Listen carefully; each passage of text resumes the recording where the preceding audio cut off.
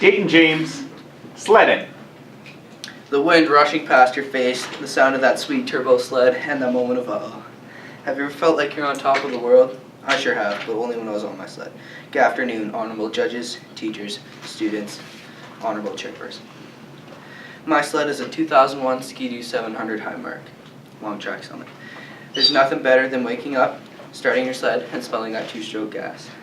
It's easy to wake up at 6 in the morning to go to school.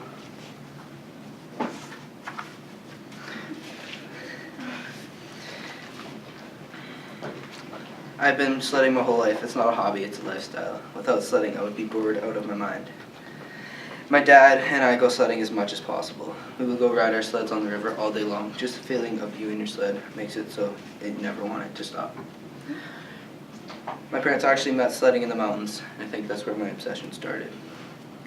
One of the scariest things that happened to me is when my bud and I were riding at night. I was paying attention. We were going about 55 kilometers an hour, and I hit a barbed wire fence. I just ducked my head in time. The fence broke and totaled the windshield on the sled. If I wouldn't have ducked in time, I could have been beheaded. Another time was I rolled my sled over top of me. I was fine and so was my sled, but it was scary though. That didn't stop me at all. In fact, it made me want to ride more and harder. And it made me want to pursue my dream. My dream is to become a professional snowcross racer. Snowcross is where you race sleds against other people for a title. The first snowmobile ever invented was in 1920 by Carl Eliason, and from there on, sleds have been one of the most famous ways of transportation in snowy conditions. My favorite snowmobile brand is Ski-Doo. The reason is I like the colors and I've had very little problems with my sled. I've ridden Polaris, Arctic Cat, and Ski-Doo, and I found out that Ski-Doo is my absolute favorite brand of them all.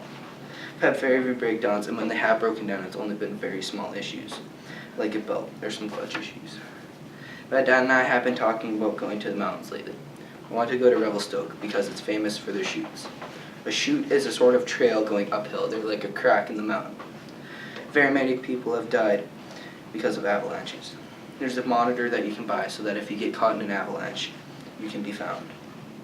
Be sure to always wear your tether. Just in case you fall off your sled, it will shut off. I've used a tether a few times. It only helps if you fall off. Many people have died also due to getting caught underneath the track. The sled throttle gets stuck and just tears you apart. That's why the tether comes in handy. As soon as you fall off, as soon as the tether gets pulled off, it shuts off. Just remember, it's not about how you ride, where you ride, or what you ride. It's that everyone who rides shares a passion.